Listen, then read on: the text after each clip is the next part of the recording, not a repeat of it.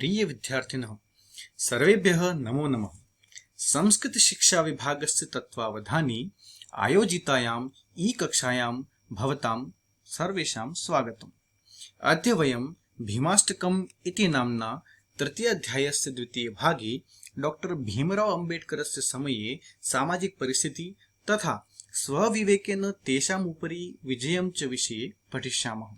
अस्य पाठस्य रचयिता डॉक्टर श्रीधर भास्कर वर्णेकर महोदयः वर्तते। अत्र प्रस्तुतश्लोकस्य सस्वरवाचनम् अहं करिष्यामि। भवद्भिः अपि स्वमनसि अनुगानेन अभ्यासः करणीयः। जन्मास्पृश्य कुले विपत्ति विकले नानानिषेधाकुले विद्या मंदिर संप्रवेशन विधौ लोके विरोधो महान्। नो धर्माचरणे मनागनुमतिर्नो संस्कृति प्रेरणा प्राप्तो येन तथाप्युदग्र महिमा भीमाय तस्मै नमः। भीमाय तस्मै नमः। अर्थात यस्य भीमराव अम्बेडकरस्य जन्म अनेकविध प्रतिबंधिते नानाविध प्रतिबंधै बंधिते अभावग्रस्त समये निर्धनता युक्त काले निम्नकुले जातम्। तस्य इह लोके प्रचुरः विरोधः संजातः। यतोहि प्राचीन समये निम्नकुले उत्पन्नानां जनानां कृते सामाजिक जीवनं संघर्षयुक्तम् आसीत्। तेषां कृते सामान्य जीवनं अतीव काठिन्ययुक्तम् आसीत्। तादृशे समये धर्माचरणस्य स्वीकृतिं स च नैव प्राप्तवान्। डॉक्टर भीमराव अम्बेडकरः स्वधर्मपालनस्य स्वीकृतिः अपि नैव प्राप्तवान्। तथापि तादृशौ परिस्थित्यामपि लोके संसारे स्वविवेकपूर्णव्यवहारेण स्वज्ञानपूर्णव्यवहारेण तेन डॉक्टर भीमराव अम्बेडकरेण लोके संसारे महती प्रतिष्ठा प्राप्ता, अत्यंत सम्मानयुक्त प्रतिष्ठा प्राप्ता।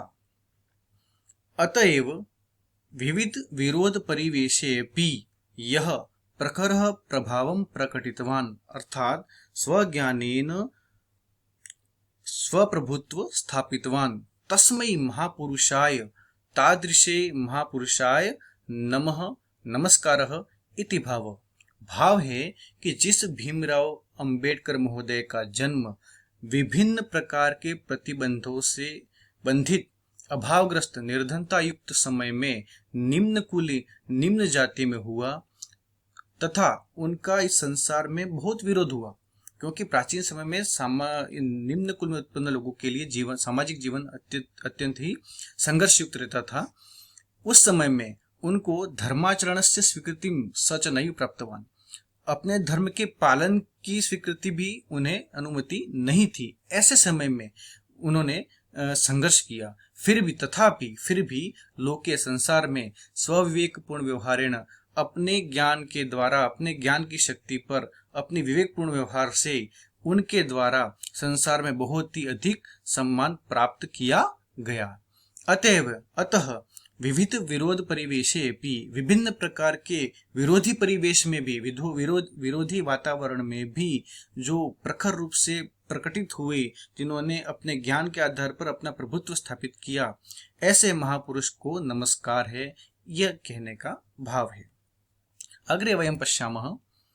मिथ्या धर्म मताभिमान कृपणैर् देशेऽखिले भारते अस्पृश्यातिधिकृताश्चिरमहो हा मानवैर्मानवा शश्वन्निर्दलिता उपेक्षिततमा विद्यार्जने वंचिता तेमीयेन समुद्रिता स्वतपसा भीमाय तस्मै नमः। भीमाय तस्मै नमः। अर्थात हंत अहो संपूर्ण भारतवर्षे संपूर्ण भारत देशे निरर्थक धार्मिक अहंकारै मिथ्या धार्मिक अभिमानेन मानवैः मनुष्यः मानवैः एव मनुष्यः स्पर्शयोग्यः अस्पृश्यः न सन्ति, अर्थात अस्पृश्यः सन्ति इति वचनैः दीर्घकालं यावत् अपमानिताः अतिष्ठन्। ये निरंतरम ये निरन्तरं ये जनाः निरन्तरं निर्दलिता उपेक्षिता विद्यार्जन वंचिता विद्याधिकारेण वंचिताः आसन् तेषां कृते सम्मान प्रदानार्थं प्रयासः डॉक्टर भीमराव अम्बेडकर महोदयेन विहितः। एतादृशाय भीमराव अम्बेडकराय नमः इति श्लोकस्य भाव अर्थात यहाँ कवि खेद प्रकट करता है कि हंत अरे संपूर्ण भारतवर्ष में निरर्थक मतलब मिथ्या क्या कहते हैं अपनी ये अंधविश्वास से परिपूर्ण धार्मिक अहंकार से मनुष्य के द्वारा ही मनुष्य स्पर्श योग्य नहीं थे, अर्थात अस्पृश्य थे, कहीं पर छूने को उनको अपराध माना जाता था। इति वचनई ऐसे वचनों के द्वारा दीर्घ कालम यावत लंबे समय तक अपमानिता अतिष्ठन जो अपमानित रहे।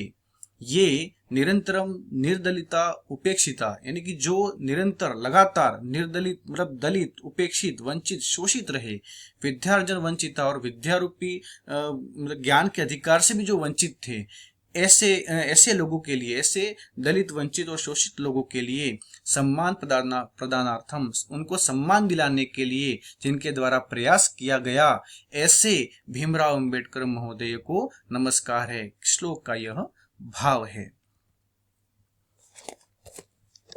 अत्र मया उच्चारितेषु सर्वेषु श्लोकेषु शार्दूल विगणितं छन्दः वर्तते।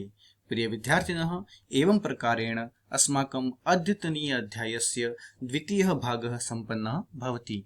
आशामहे यत् भवन्तः सम्यक् रूपेण अवगतवन्तः, श्लोकानां रसास्वादनम् अर्थावबोधनं च कृतवन्ति। अग्रिम कक्षायां पुनर्मिलामः। तावत् नमस्कारः, धन्यवादः। जयतु भारतम्, जयतु संस्कृतम्।